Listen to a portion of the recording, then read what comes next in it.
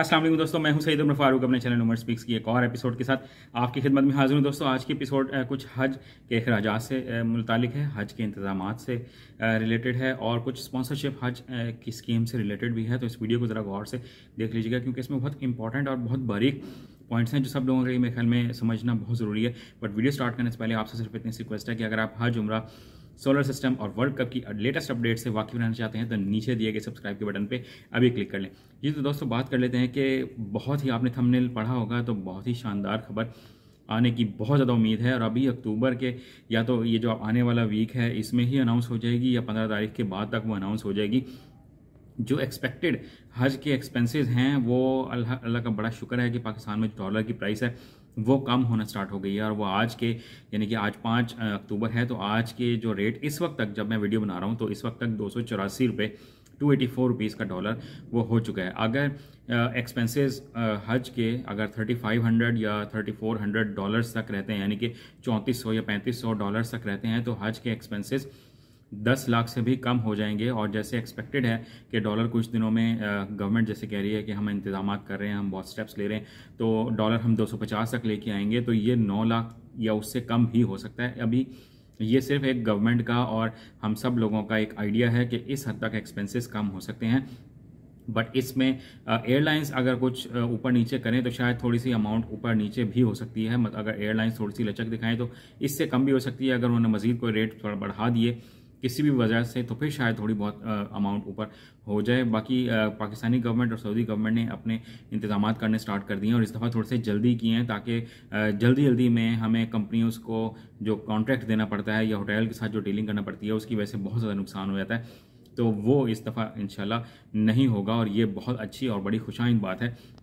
इसके बाद जो कुर्बानी की अमाउंट है वो भी गवर्नमेंट इस दफ़ा सोच रही है कि हम उसके पैसे शुरू में ही नहीं लेंगे, जैसे पिछले साल भी और उससे पिछले साल भी अनाउंस किया था। फिर बाद में उनको कहा कि आप ये वापस कर दें या हम वापस कर देते हैं जो लोग नहीं। अब इस दफ़ा वो सोच रहे हैं कि हम ऑप्शन ही नहीं देंगे लोगों को कि वो खुद ही जाके कुर्बानी का करेंगे। तो जिसकी जितनी हैसियत होती है जो लोग जैसे भी जाके वहाँ अपना सेटअप बना लेते हैं तो उसके हिसाब से वो कुर्बानी का बनाएंगे तो इसमें भी आप अपने पैसे काफ़ी हद तक बचा सकते हैं। जो नेक्स्ट एक बड़ी अच्छी खबर है और इस पर बहुत तेज़ी के साथ काम चल रहा है वो ये कि हज के जो ड्यूरेशन है जो लोग अगर चाहेंगे तो उनको 18 से 25 दिन के दरमियान कहीं पर भी कोई सेटलमेंट होगी वो छोटा पैकेज भी दिया जा सकता है ताकि जिन लोगों को छुट्टियां नहीं मिलती, प्राइवेट जॉब्स करते हैं या बिजनेस का इशू होता है तो उन लोगों को ये इशू ना हो। तो बहुत से लोग जो हज पे इसलिए नहीं जा पाते थे सरकारी स्कीम पे कि 42 दिन या 40 दिन हम वहाँ स्टे नहीं कर सकते तो इस दफ़ा वो भी जा सकेंगे। और इंडिया के मैं अपने कुछ व्यूअर्स के लिए मैं बताता चलूँ कि उन्होंने कहा है कि हमारी भी कुछ एक्सपेंसेस बताएं तो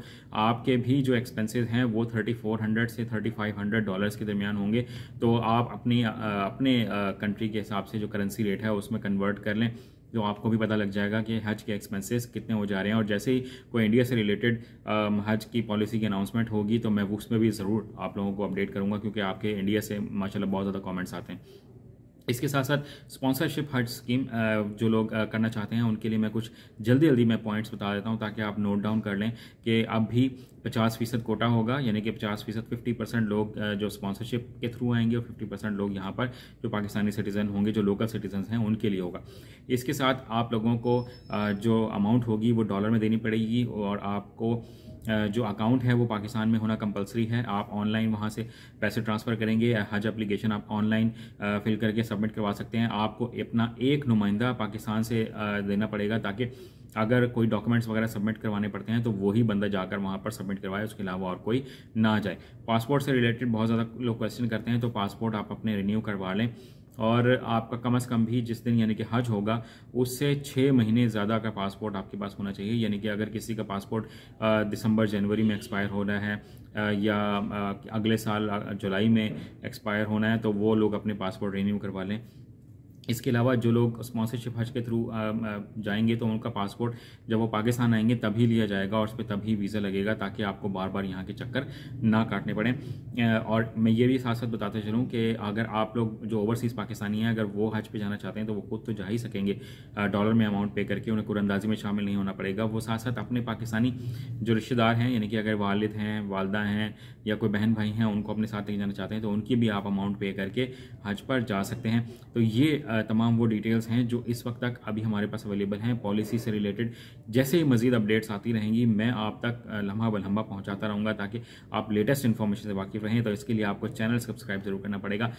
वीडियो अगर अच्छी लगी तो इसको लाइक कीजिएगा, शेयर कीजिएगा। कमेंट सेक्शन में कोई क्वेश्चन हो तो आप मुझसे पूछ सकते हैं, मैं ज़रूर इंशाल्लाह उसका जवाब दूंगा। अपने घर वालों को बहुत ज़्यादा ख्याल रखिएगा।